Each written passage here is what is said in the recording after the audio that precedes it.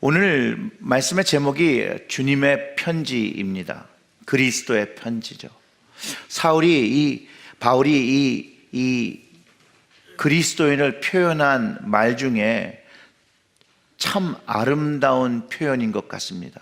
주님의 편지라고 부른 것, 그리스도의 편지라고 부른 것. 그럼에도 불구하고 많은 그리스도인들 스스로가 자신이 그리스도의 편지인 것을 잘 알지 못하고, 또 그 무엇이 그 마음의 판에 새겨 있는 하나님의 뜻과 말씀을 저를 포함해서 깊게 깨닫지 못하고 누리지 못하고 살아가고 있다는 것입니다. 그리고 우리가 진실로 그리스도의 편지라면 그 편지가 누군가를 위해서 읽혀져야 하는 사명을 가지고 있음을 알고, 주님의 편지로서 우리의 삶이 다른 이들에게 읽혀질 준비가 되어 있어야 함도 알아야 합니다. 오늘은 우리가 주님의 편지로서 어떤 삶을 살아야 함을 말씀을 통해서 상고해 보겠습니다. 오늘 본문으로 선택한 그 말씀, 되게 짧은 말씀인데요, 우리 다시 한번 같이 읽어보겠습니다. 너희는 우리의 편지라 우리 마음에 썼고 뭇사람이 알고 읽는 바라. 너희는 우리로 말미암아 나타난 그리스도의 편지니 이는 먹으로 쓴 것이 아니요 오직 살아계신 하나님의 영으로 쓴 것이며 돌판에 쓴 것이 아니요 오직 육신 마음판에 쓴 것이라. 아멘.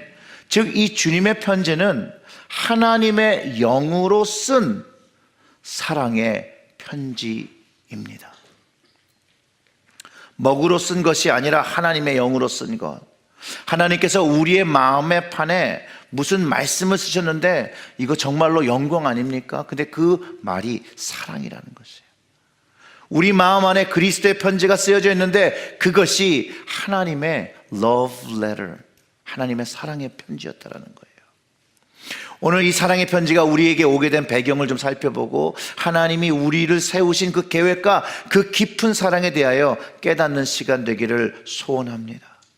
이 사도 바울은요, 고린도 교회 성도들에게 우리의 편지라고 사도 바울이 먼저 가졌던 편지를 전해주었고, 이제는 너희도 자신과 동일한 주님의 편지가 되었다라고 이야기하고 있다는 것이에요. 바울이 자신이 먼저 그리스도의 편지인 그 사명을 깨닫고 그의 마음에 영으로 쓰인 그 하나님의 말씀과 뜻을 전하기 시작했다라는 것이죠. 역사적으로 그의 복음의 열정을 누구도 따라가지 못할 만큼 뜨겁고, 그의 전도의 여행을 보면 예루살렘으로부터 소아시아를 거쳐서 유럽에 들어가 마게도냐를 거쳐서 그리스까지 복음을 전하며 그 시간들을 주님의 영광을 위하여 사용한 것을 우리는 성경을 통해서 알 수 있습니다. 그리고 자신이 순교하기 전까지 33년 동안 바울은 자신이 깨달은 복음 안에 있는 하나님의 비밀을 깨닫고, 자신이 누리는 하늘의 복을 다른 그리스도인들도 모두 누리기를 원했다라는 거예요. 이 주님의 편지는요, 하나님의 구원의 계획을 가르쳐 줍니다. 그렇기 때문에 하나님의 구원의 이야기, 바로 그리스도의 편지라고 했고, 사도 바울은 이 하나님의 사랑의 편지를 전하기 위해서 주님을 영접한 후에 이 사랑의 편지를 전하기 위해서 발품을 팔고 이 편지를 계속해서 보내고 있다는 거예요. 감옥에 갇히더라도, 매를 맞더라도, 생명을 바치더라도 이것을 멈추지 않고 계속해서 했다는 것이죠. 마음의 판에 새겨진 하나님의 말씀이 주님의 편지라고 하는데, 오늘 본문에는 돌 위에 새겨진 것이 아니라고 말하는데, 이 돌 위에 새겨진 것, 이 돌판에 새겨진 것이 무엇이냐면요, 구약에서 말하던 이스라엘 백성이 세웠던 그 돌비가 있습니다. 신명기 27장부터 7절의 말씀을 보면 이렇습니다. 모세와 이스라엘 장로들이 백성에게 명령하여 이르되, 내가 오늘 너희에게 명령하는 이 명령을 너희는 다 지킬지니라. 너희가 요단을 건너 내 하나님 여호와께서 내게 주시는 땅에 들어가는 날에 큰 돌들을 세우고 석회를 바르라. 요단을 건넌 후에 이 율법의 모든 말씀을 그 위에 기록하라.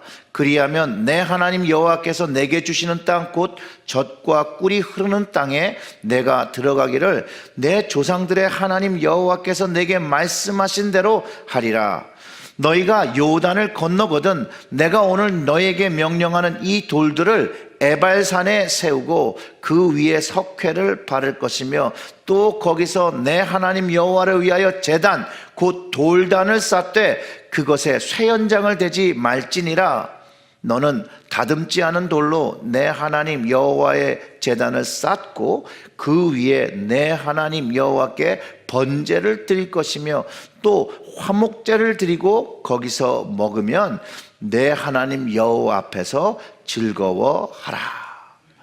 이스라엘 백성이요 요단강을 건너서 약속의 땅에 들어가기 전에 하나님께서 모세에게 주신 율법의 말씀을 그 돌비에 새기고 에발산에 세우고 거기에 돌단을 세우고 제사를 드리고 하나님과 언약을 맺으려는 거예요. 그리고 거기서 화목제, 하나님과 화목해야 하는 제사를 드렸다는 거예요. 그리고 그 돌들 위에 하나님의 말씀을 명백하게 기록하라는 것이에요. 하나님 여호와의 백성이 되어서 하나님의 방법, 그 규례를 따는 백성으로 언약을 맺은 것을 의미하는 것이 바로 이 돌비, 돌판에 새긴 것입니다. 이 돌비의 역할은 하나님의 말씀을 잊어버리지 않고 기억하며 지키기 위해서 세운 것. 가나안에 들어가며 하나님의 백성의 그 언약을 받은 사람들에게 주신 말씀을 기억하라는 것이죠. 이 돌비에 석회를 바르고 거기에 163개의 율법을 써 놓았다라고 합니다. 이 돌비의 의미는요, 하나님께서 우리에게 다가오신 것을 선언하고 우리가 하나님의 그 다가오심에 하나님을 영접한 것을 의미하고 있습니다. 또 돌 제단도 우리가 하나님께 나아가고 하나님 안에서 용서받고 하나님과 이제 화목하게 되었다는 것을 이야기하는 것입니다. 이 돌비에 쓰인 전체의 법을 요약하면 이스라엘은 하나님의 백성이고 그 법을 따르는 사람들인 것을 확증하는 것입니다. 하나님의 말씀은 하나도 오차가 없습니다. 하나님의 율법에 새긴 돌비가 저주의 산인 에발산에 세우도록 한 것은 요즘 우리가 묵상하고 있는 생명의 삶 갈라디아서 3장 10절에서 말씀에서 가르쳐주는 것처럼 율법 아래에 있는 자들은 저주 아래에 있음을 명백하게 가르쳐주는 사건이라는 거예요. 갈라디아서 3장 10절의 말씀이 이렇죠. 무릇 율법 행위에 속한 자들은 저주 아래에 있나니 기록된 바 누구든지 율법책에 기록된 대로 모든 일을 항상 행하지 아니하는 자는 저주 아래에 있는 자라 하였음이라. 그래서 바울이 말하는 주님의 편지는 돌비에 새긴 율법이 아니라는 것이에요. 주님의 편지는 축복이며 예레미야 선지자를 통해서 회복되어진 말씀이라는 거예요. 예레미야 31장 31절부터 33절의 말씀은 이렇게 선포합니다. 여호와의 말씀이라 보라 날이 이르르니 내가 이스라엘 집과 유다 집에 새 언약을 맺으리라. 이 언약은 내가 그들의 조상의 손을 잡고 애굽 땅에서 인도하여 내던 날에 맺은 것과 같지 아니할 것은 내가 그들의 남편이 되었어도 그들이 내 언약을 깨뜨렸음이라. 여호와의 말씀이니라. 그러나 그날 후에 내가 이스라엘 집과 맺을 언약은 이러하니 곧 내가 나의 법을 그들의 속에 두며 그들의 마음에 기록하여 나는 그들의 하나님이 되고 그들은 내 백성이 될 것이라. 여호와의 말씀이니라. 아멘. 예레미야의 그 말씀을 통해 보면 가나안에 들어올 때 세웠던 그 언약 이스라엘 백성이 깨트렸다는 거예요. 나중에 아브라함의 언약으로부터 시작해서 출애굽 백성의 그 언약이 돌비에 세우고 하나님이 이스라엘 하나님 되어지고 그들이 하나님의 백성 되었던 이 언약이 깨어졌다는 거예요. 그래서 이 선지자가 하나님께서 또다시 이스라엘을 위해서 새로운 언약을 세우는데 이번에는 이스라엘과 유다의 집에 새 언약을 세우신다라고 말씀하시고 이번에는 어디다 기록한다고 했죠? 마음에 기록한다고 했다라는 거예요. 그 마음에 하나님의 법을 기록한 사람은 하나님의 백성이 되어지는 약속을 받았다라는 거예요. 그리고 바울은 그 예수 그리스도를 통하여 그 약속을 마음에 새겼다라고 선포하고 있다라는 것입니다. 히브리서 기자도 이 하나님의 언약을 기억하면서 예수님께서 새 언약을 주셨다라고 선언하는데, 히브리서 8장 6절부터 8절의 말씀은 그러나 그는 더 아름다운 직분을 얻으셨으니 그는 더 좋은 약속으로 세우신 더 좋은 언약의 중보자시라. 첫 언약이 무흠하였더라면 둘째 것을 요구할 일이 없었으려니와 그들의 잘못을 지적하여 말씀하시되 주께서 이르시되 볼지어다 날이 이르니 내가 이스라엘 집과 유다 집과 더불어 새 언약을 맺으리라. 아멘. 예수님께서 마가복음 14장 24절을 통해서 이렇게 말씀하십니다. 이르시되 이것은 많은 사람들을 위하여 흘리는 나의 피 곧 언약의 피니라. 예수님께서 마지막 만찬을 나누시면서 주의 피가 언약의 피 곧 많은 사람들을 위하여 흘린 언약의 피라고 말씀하시고, 이것이 새 언약의 화목의 제사를 나타내는 것이죠. 예수님께서 새 언약을 통해서 보혜사 성령을 구하시고 우리에게 약속하셨죠. 돌비에 석회를 발라 그 말씀을 선명하게 하신 것은 하나님께서 그 말씀을 정확하게 깨닫게 하실 수 있도록 하신 거거든요.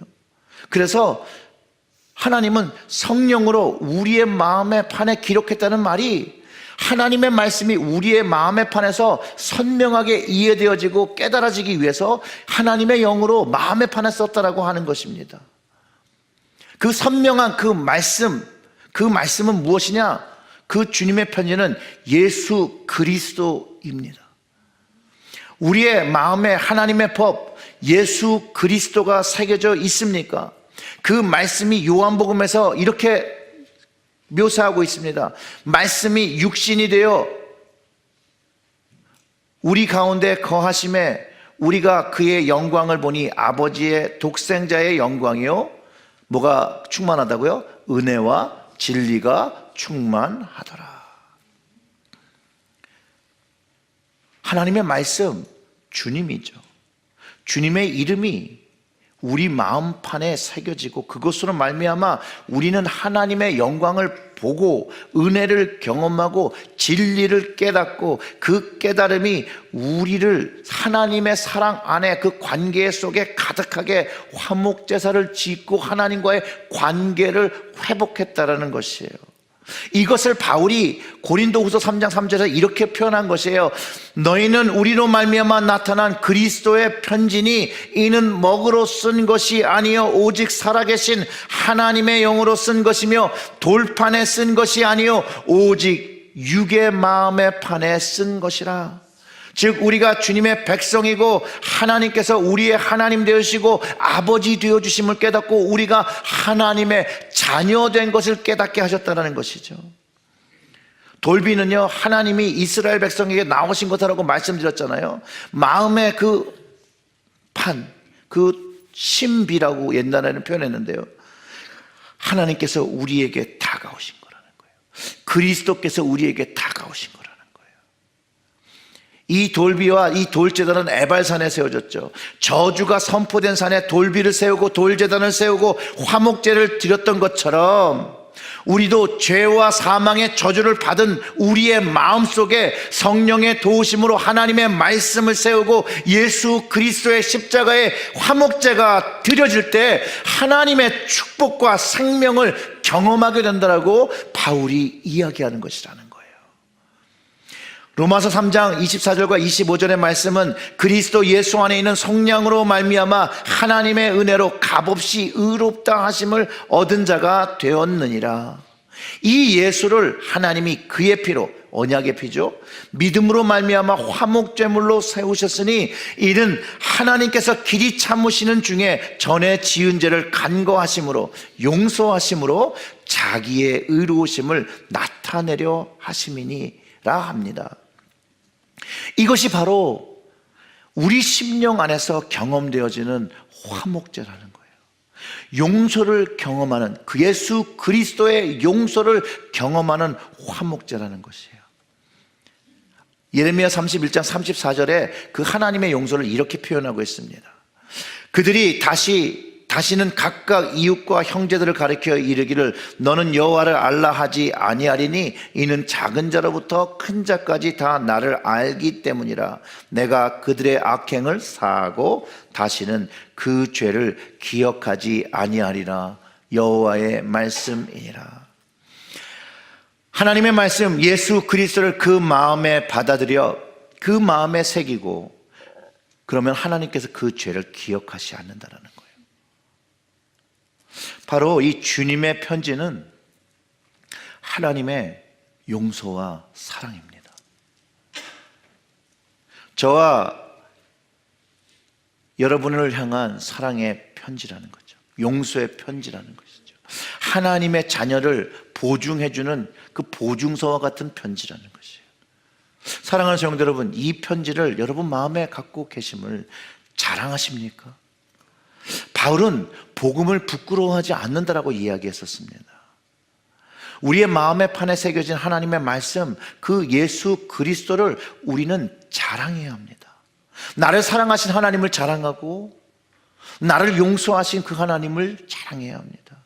그 언약의 피를 자랑해야 되고 그분이 나를 위하여 하신 일을 전하는 것, 그리스도의 편지, 주님의 편지로 그 역할을, 그 사명을 감당하는 것입니다.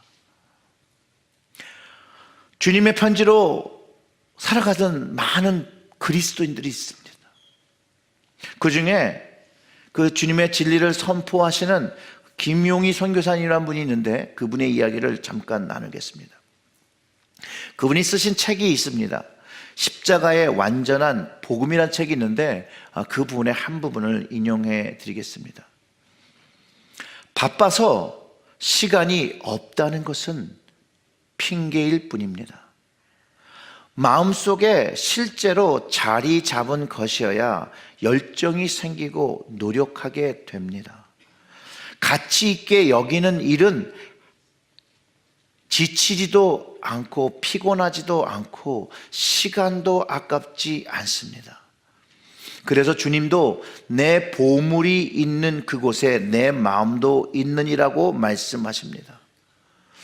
사람은 나의 가치를 높여줄 수 있는 것, 자아를 실현하는 데 필요한 것을 추구합니다. 돈, 사랑, 성공, 명예 등 내 마음속의 실제를 위해서라면 어떠한 노력이나 수고도 아깝지 않습니다.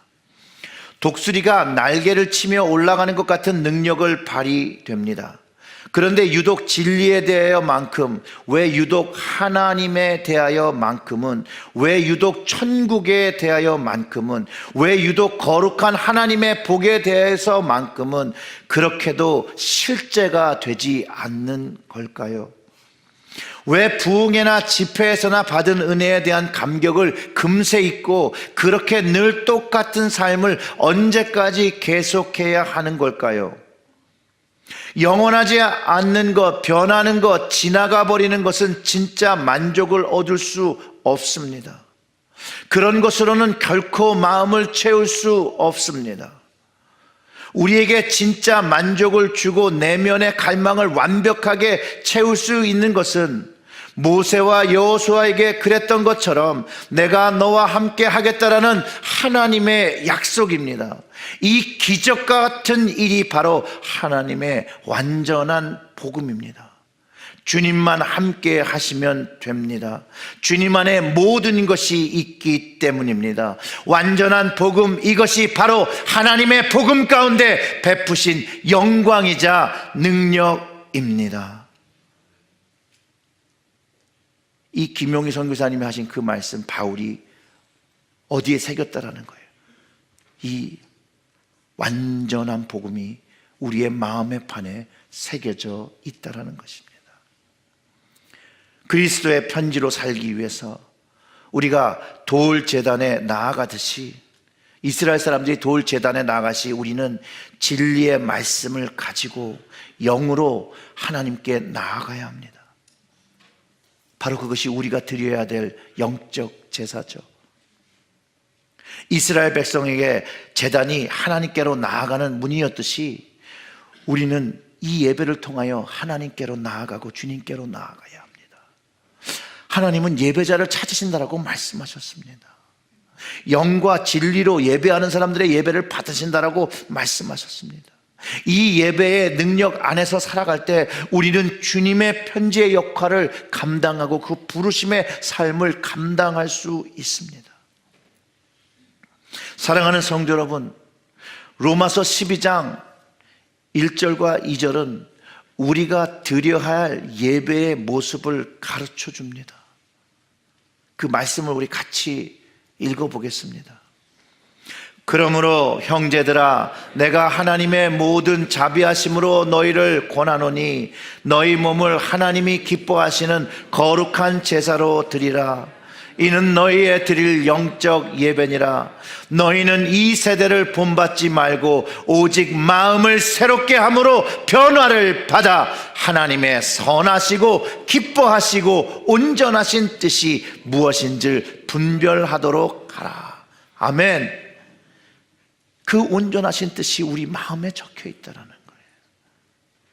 그 마음에 있는 뜻을 분별하여 예배자가 되어 주님의 모습을 닮아 주님의 편지로 살아가야 하는 것이 주님께서 저에게 말씀하시고 주님께서 여러분들에게 말씀하시는 것이랍니다. 사랑하는 성도 여러분, 우리가 주님의 편지임을 깨달아야 합니다. 자랑해야 합니다.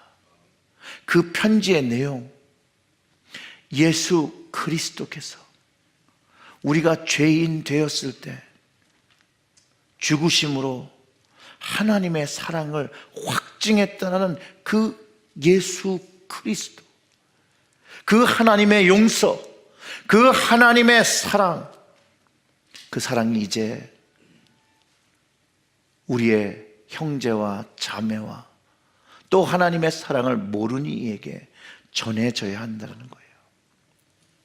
사랑하는 성도 여러분, 여러분들이 주님의 편지임을 깨닫고 하나님의 사랑과 주님의 용서가 필요한 모든 심령에게 여러분들이 가진 그 편지를 나누어 주시길 주님의 이름으로 축원합니다. 우리 다 같이 기도하겠습니다.